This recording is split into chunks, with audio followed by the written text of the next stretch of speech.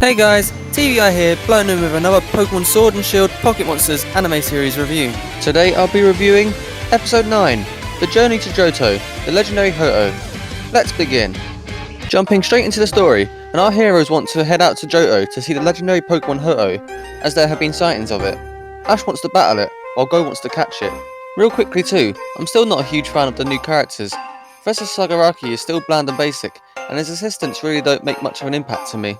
So they arrive in Johto, and straight away they head over to the bell tower to find Ho-Oh.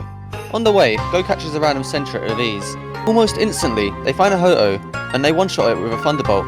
However, they soon realise that Ho-Oh was a fake, and the Fearow and Cyndaquil that they actually battled belonged to this kid Curio. Then we're introduced to his grandfather and his Hoot Hoot. Seeing his old Hoot Hoot was interesting. It reminded me of the time when Ash caught Trico in Hoenn, and there was this old Trico. Goes to show that evolution isn't actually the only method of showcasing experience.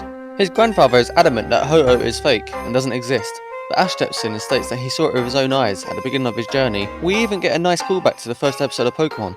Moving on, and it starts raining, so Curio informs Ash and Go of his granddad's past.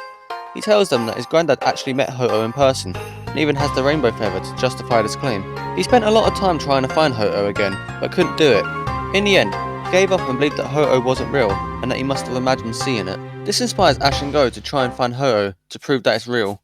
Going off records, they reckon their best chance is to climb the top of the bell tower and wave the rainbow feather for it to appear, despite the grandfather's failed attempts. They enter the tower and discover a Ho-Oh mural. They see a rainbow on it and realise that a rainbow in the sky could be the key to Ho-Oh's appearance.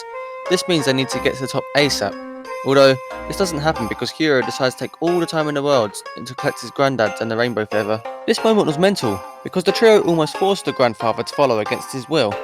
I feel sorry for him, but I admire their determination to prove Ho-Oh's existence to him. Obviously the story couldn't be as easy as climbing some stairs to reach the top.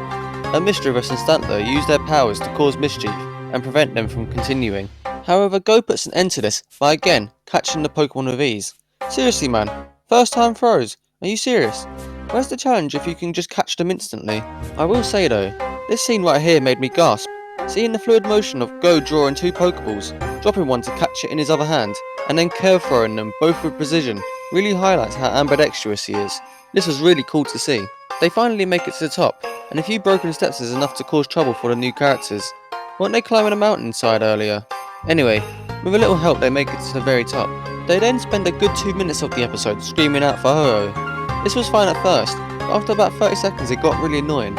I hate it when an episode wastes time in parts that aren't actually needed, when there are moments that could use this time. The episode ends off nicely, with only the grandfather being able to see Ho-Oh, him now fulfilling his dream of seeing it. I'm not upset that the others didn't, because if Ash and Go get to ride on top of Lugia, then I'm sure they'll see Ho-Oh again in no time. I'm going to give this episode a 6 out of 10.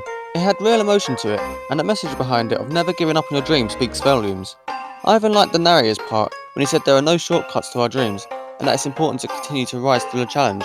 However, the story was focused around Ho-Oh, and it just feels as if they missed a huge opportunity to use Ho-Oh as a link to Ash's past to further develop his character and add depth to his dreams.